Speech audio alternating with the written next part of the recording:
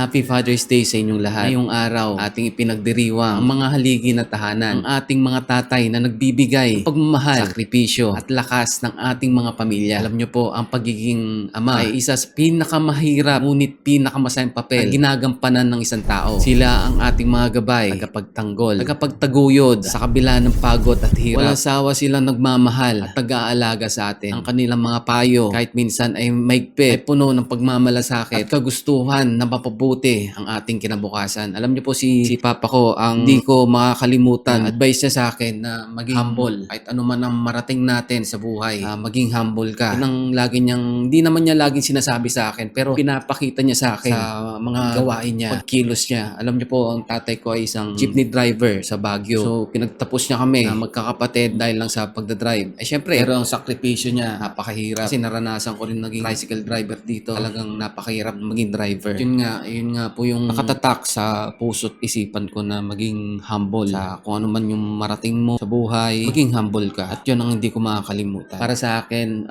si Papa, ang inspirasyon ko at gabay ko sa bawat bang ng aking buhay. Alam nyo, natutunan ko sa Papa ko ang kahalagan ng integridad, pagsisikap, pagmamahal sa pamilya. Ang mga aral na binigay sa akin ng tatay ko, na itinuro niya sa akin ay nagsisilbing gabay sa aking mga desisyon at naging pundasyon ng aking mga pangarap. Kaya sa lahat ng mga tatay, nais naming iparating ang aming taus-pusong pasasalamat. Kayo ang aming mga bayani, hindi lamang sa inyong mga gawaing bahay, kundi pati na rin sa inyong mga walang sawang paggabay, pagmamahal sa amin. Alam nyo, Papa Lito, hindi man tayo ganun ka-close mulat sa pool, pero namimiss ko ang inyong yakap. Alam nyo, twice ko lang maalala na nayakap ko ang tatay ko.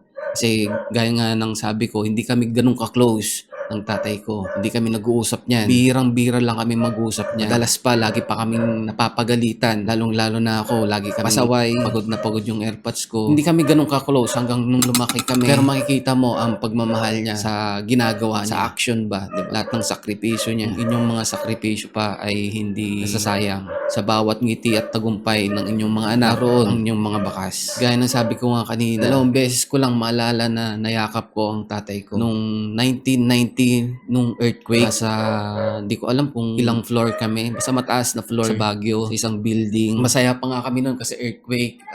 Feeling namin masaya. Pala nagkakagulo na lahat. Kita ko yung pagmamahal ng tatay ko. So binuhat niya kami. Ako masaya ako dahil nayakap ko yung tatay ko. 3 ata kami noon na binuhat niya. Nakaya niya kami nabuhatin sabay-sabay. Hindi ko makalimutan yung araw na yon, ng earthquake, dahil nayakap ko ang aking tatay. So binaba niya kami sa pinakamataas na building hanggang sa ground floor, na save niya kami. Hindi ko makakalimutan yung araw na yun.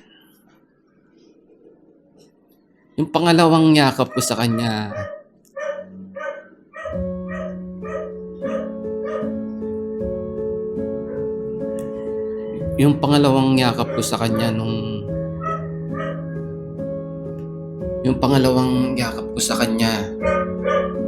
na hindi ko rin makakalimutan nung high blood siya. na-stroke siya. Madaling araw yon.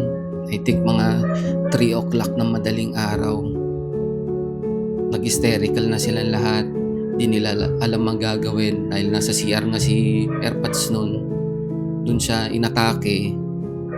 So, ang ginawa ko, binuhat ko siya. At nag-flashback yung araw na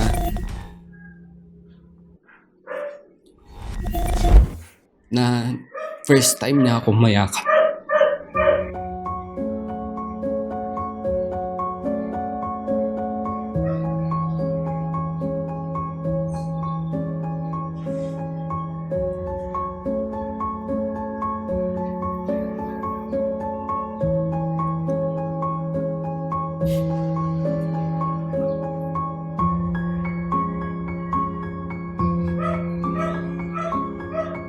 Alam nyo, wala sa script to eh.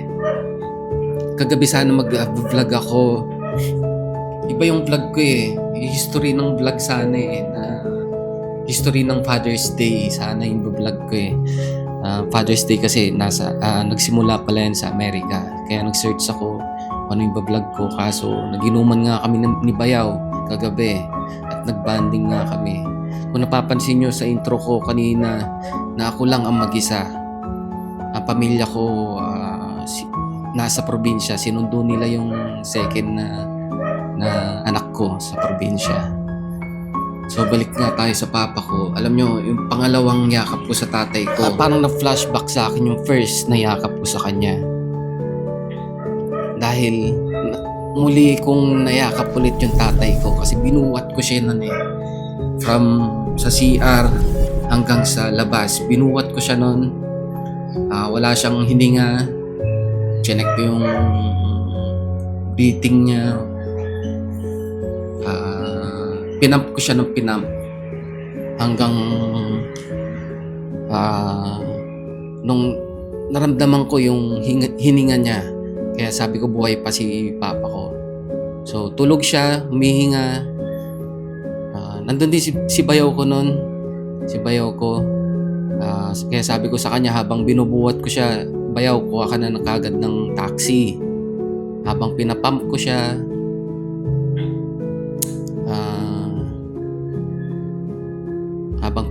siya, nagkaroon siya ng breathing nga.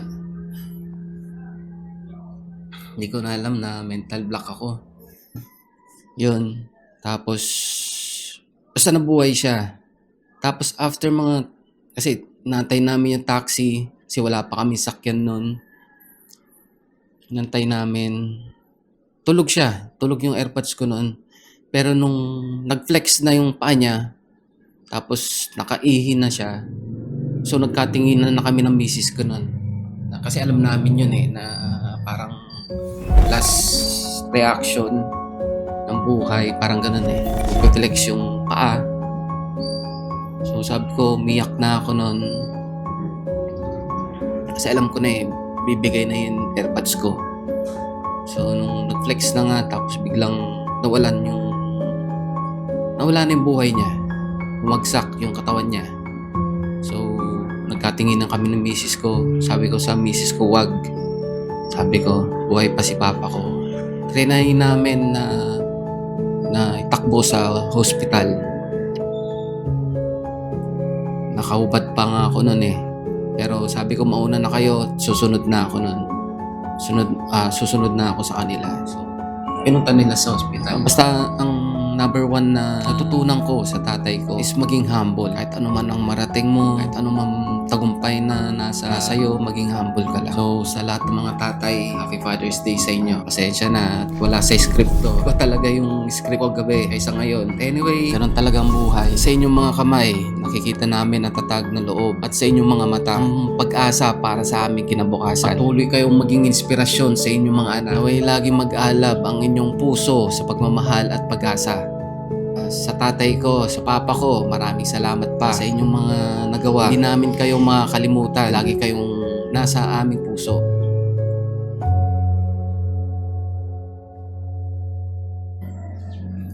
Eksakto, Sunday ngayon, may misa. So si Erpats nasa St. Vincent Seminary sa Colombario.